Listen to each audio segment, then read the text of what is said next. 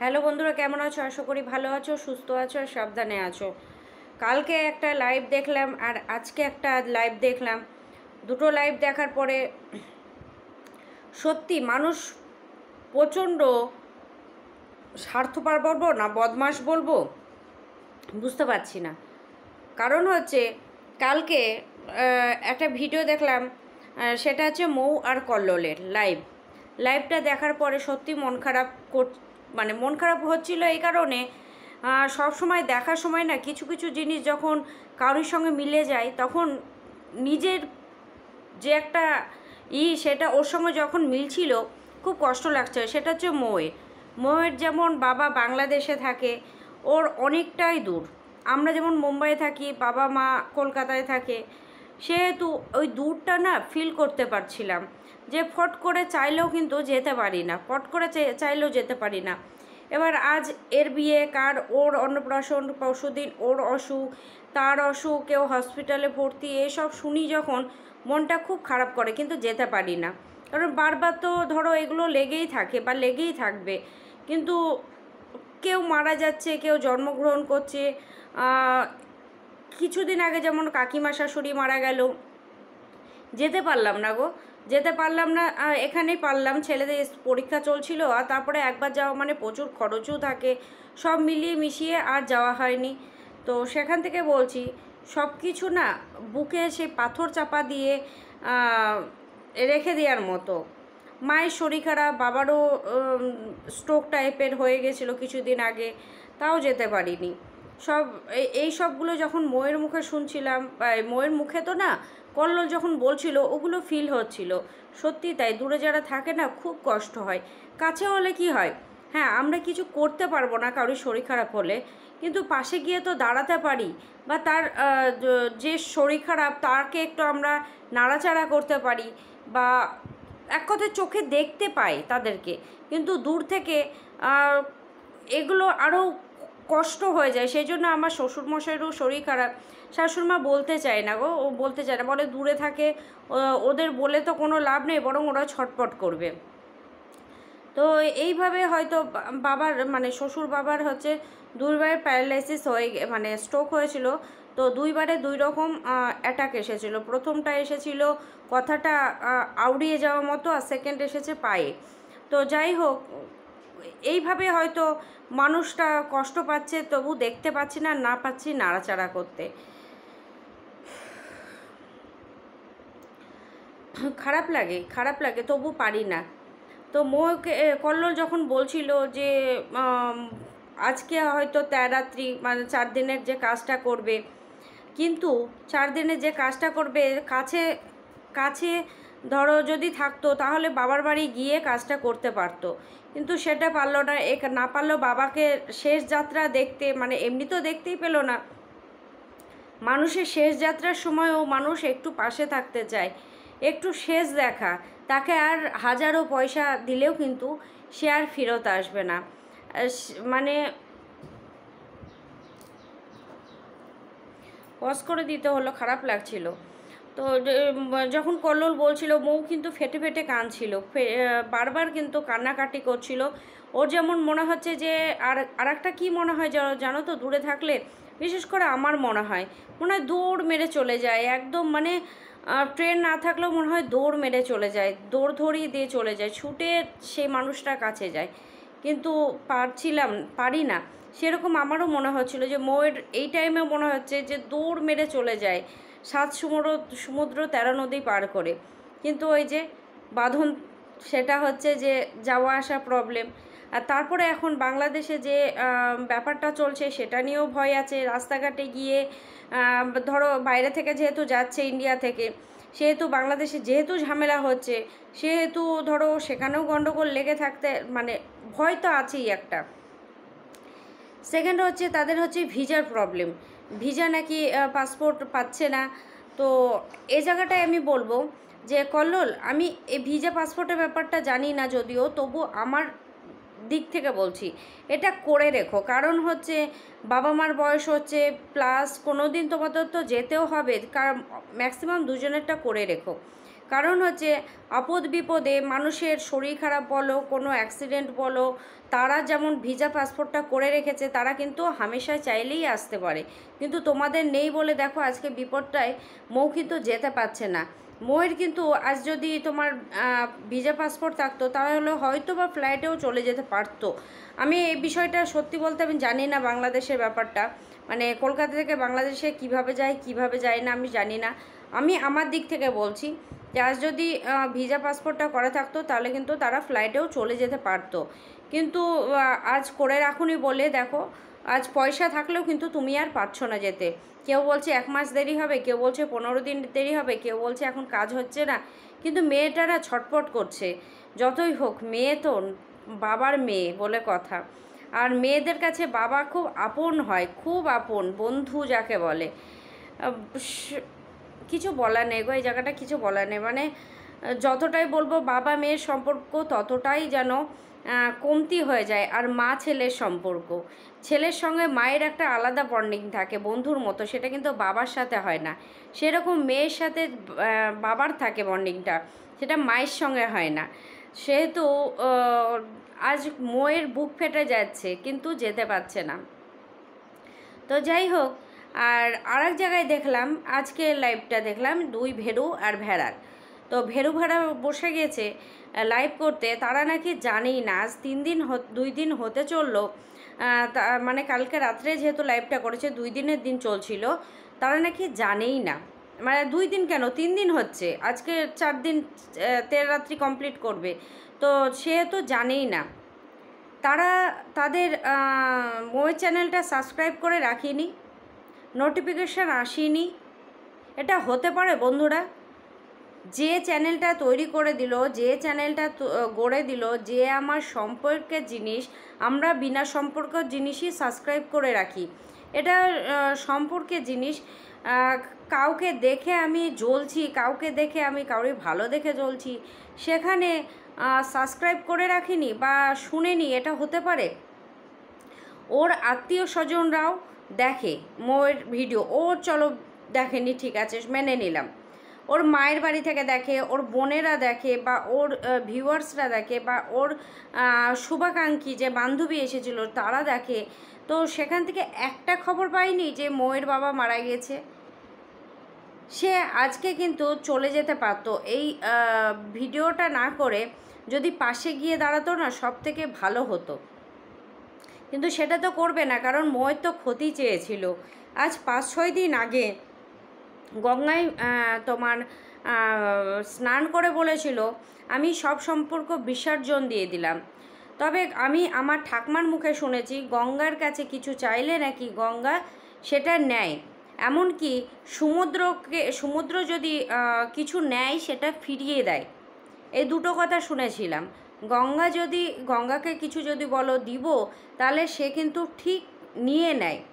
আর সমুদ্রকে যদি তুমি দাও বা কিছু জিনিস পড়ে যায়, সে কিন্তু ফেরত দেয়। এটা তুমি লক্ষ্য করে দেখবে। সমুদ্রতে যেটাই যাক না কেন আবার কিন্তু ফেরত আসে। সে একটা কাঠিও নেয় না, সে সব পাড়ে ঠেলে দেয়। যে জোয়ার ভাটা বা যে জলের মানে ঢেউটা আসে না, সেটাতেই কিন্তু দিয়ে দেয়। আমরা স্নান করতে গিয়ে আমার কাকুর মেয়ের জুতো চলে গেছিলো, মানে জুতোটা পাড়েই রেখেছিলো, এমন একটা ঢেউ এসেছে জুতো নিয়ে চলে গেছে। তো জুতোর পিছন আমরাও সব দৌড় মারছি। তো যাই হোক, জুতোটা 3-4 জাপটে দেখলাম চলে এলো। এই জন্যই বলছি যে সমুদ্র দিয়ে দেয় আর গঙ্গা নিয়ে নেয়। এবার গঙ্গার সেই গল্পটাও ঠাম্মি বলেছিল যে গঙ্গায় নাকি একটা নৌকা যাচ্ছিল। তো ছেলেটা খুব অত্যাচার করছিল মায়ের কাছে, গঙ্গায় যে নৌকাতে বসে খুব অত্যাচার করছিল।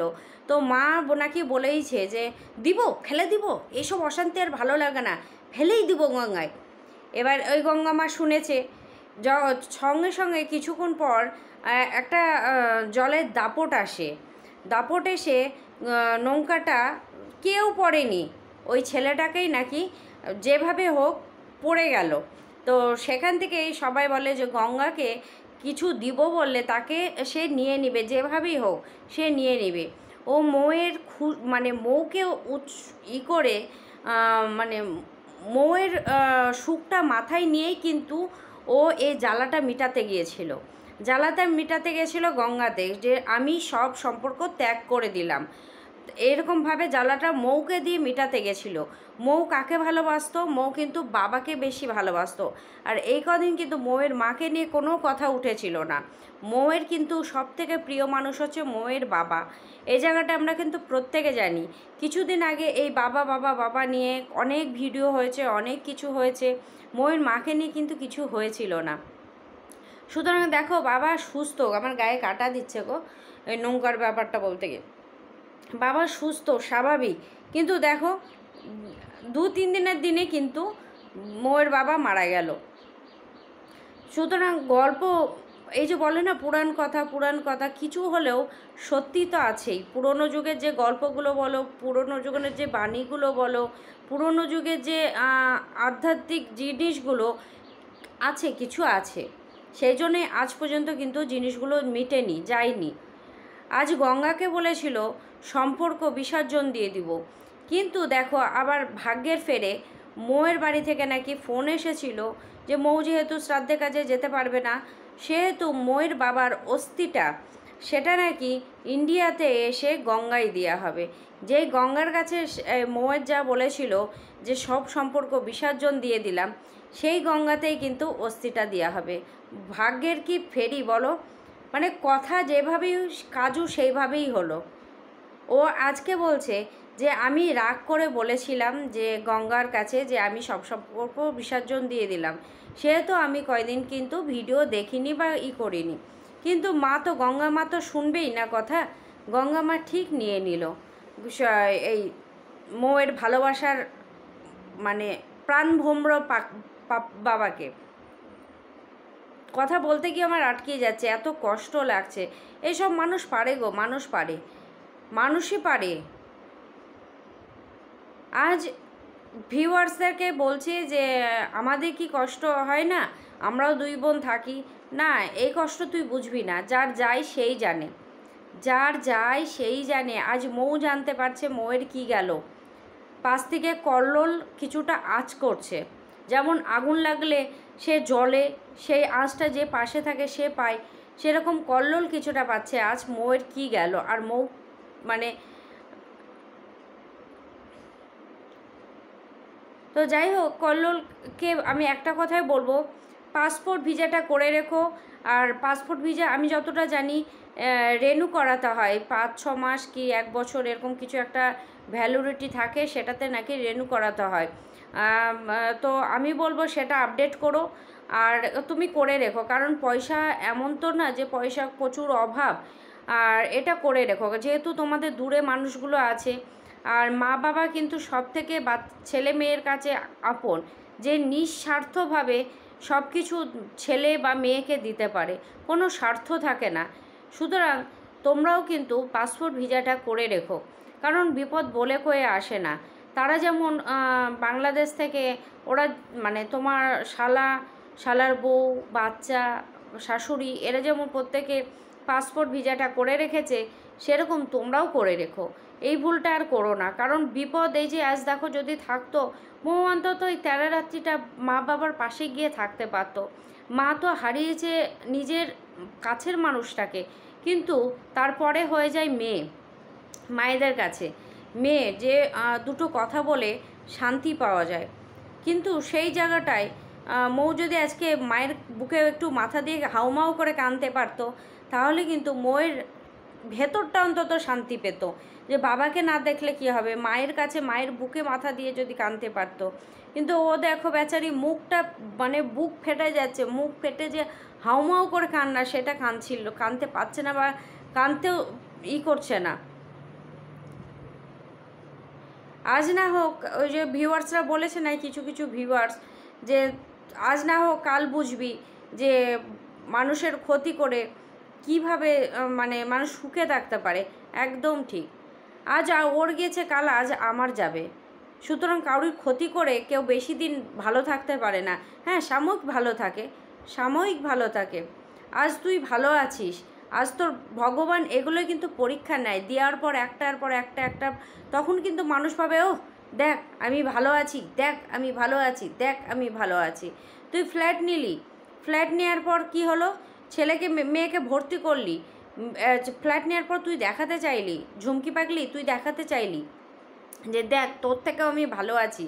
তুই মেয়েকে ইংলিশ মিডিয়ামে ভর্তি করলি, তারপরে কি বললি, দেখ আমি মায়ের মেয়ে হয়ে গেছি, আমার মেয়ে আছে, আমি ব্যস্ত থাকি। এমন ঘ্যাম দেখালি যেন মেয়ে তোর একাই জগতে আছে। সেই মৌকে ঠুকিয়ে ঠুকিয়ে মেয়ে বা সন্তানের যে কষ্টটা সেটা দিলি। তারপরে কি হলো, তোর কিন্তু ভগবান আর একটা জিনিস দিল, হাজব্যান্ড প্রমোশন। প্রমোশন যখন পেলো তখনও কিন্তু তোর গরম কিন্তু পায়ে আসছে না। আজ কি হলো, তুই সম্পর্ক একটা ভাঙলি। ভাঙলি বলতে আমি এটা বলবো না যে তুই করেছিস, কিন্তু মানুষের মন কি করে বুঝতে দেবে বল? এতগুলো মানুষকে তো বলছে না, কই তোর ননদের বিষয়ে বলছে না, কই তোর শাশুড়ির বিষয়ে বলছে না, তোদের বিষয়ে কেন মানুষ এত বলছে? কারণ তুই বলেছিলি। আজ 3 দিন 4 দিন আগে যখন বলেছিলি এই কাজটা, কিন্তু 3-4 দিন আগে গেল, তার কিছুদিন আগেই বলেছিলি, তো কাজটা ঘটে গেল। সুতরাং তোকে কিন্তু দিয়েই যাচ্ছে ভগবান। তুই ভাবিস না, তুই এটা অহংকার করিস না যে না দেখ আমি তোর থেকে ভালো আছি, দেখ আমি যদি ঠিক না থাকতাম এত কিছু পেতাম না।